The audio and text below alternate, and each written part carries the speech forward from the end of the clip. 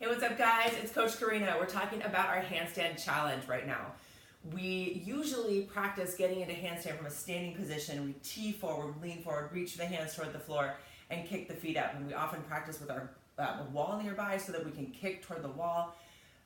This progression, while perfectly appropriate and exciting and fun and empowering for a lot of our athletes, may be a little bit too much or a little bit dangerous for some shoulders.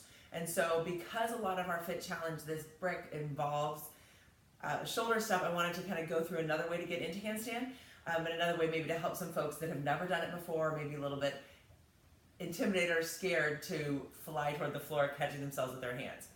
So remember, with the shoulder stuff, the two things that we really need for shoulders to work well are thoracic or upper back mobility and good scapular stability in the shoulder blades. So we're going to talk about using down dog as a gateway into handstand.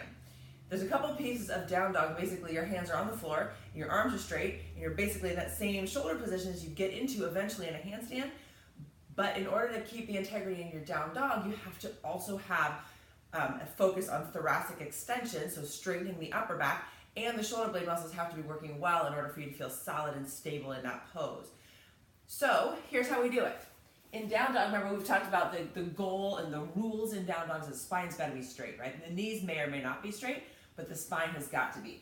So when we go up into down dog, say we start on the hands and knees, we found our neutral spine, we tuck our toes under and we shove the hips kind of up and back.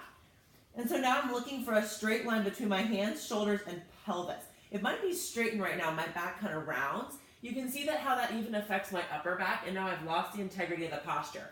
And so I want to keep my knees bent right now and let my tailbone kind of tilt toward the ceiling so I can feel my chest pressing toward that space between my feet.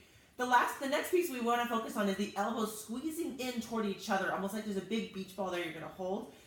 Elbows squeeze in towards each other, and that helps the rotator cuff muscles work.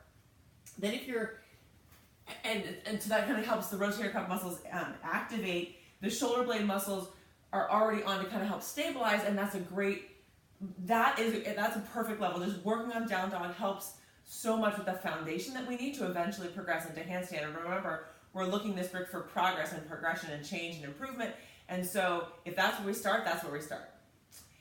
The other thing in down dog that I wanted to mention is that it's a very good alternative for shoulder press. So with shoulder press, we have a weight and we're trying to shove it up overhead. Sometimes the weight is small, so if we're just using a kettlebell, we end up here, and a lot of times that's a little bit crunched and congested, that position, especially if there's any kind of lack of thoracic extension, we can end up kind of doing this, right? So and then the shoulders are kind of at risk again. So doing down dog push-ups is a great alternative to that. So you still get you're still pushing force over your head, but it sort of requires a bit more through thoracic mobility, scapular stability, our two prerequisites for good shoulder function. So you come back up into that down dog position, elbows kind of squeezing in, and then the elbows bend, forehead comes toward the floor. It certainly doesn't need to touch the floor, but just kind of moving up and down in that same plane. Head comes kind of towards the hands. But people may find that your folks that have shoulder pain, or that there's an overhead limitation, if anything, pushing their weight over their head, or even hanging with their arms kind of in that fully overhead position. If that's painful for anybody, you may find that this down dog push-up thing works as a great alternative. And again, you're still getting the same benefit out of the exercise.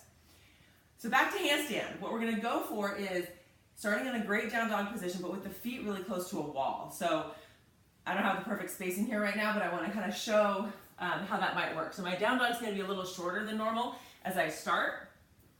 So we're here like this, down dog. Back is nice and flat. And then we would just kind of gradually start to work the feet up the wall. I'm going to go a little bit higher because I'm in a little bit shorter space. But if we say we get the hands, we're in the handstand position with the upper body and the legs are just kind of parallel to the floor, then of course we could gradually progress to getting that leg to come up overhead. One thing that happens a lot in handstand when we get up to the top is that we all hyperextend. So what I want you to try to remember is kind of keep that, just like you're in plank, through the trunk, abs are engaged so that you can be a vertical straight line. Coming out, it's got to be nice and controlled so that it's safe.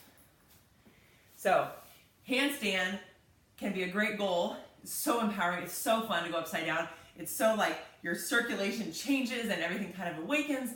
but it's also kind of scary to get into it. So down dog is a great kind of pathway to kind of get into handstand from the back door. So hit me up with any questions. Hopefully these kind of down dog progressions can be helpful for you coaching your handstands this break. Have fun.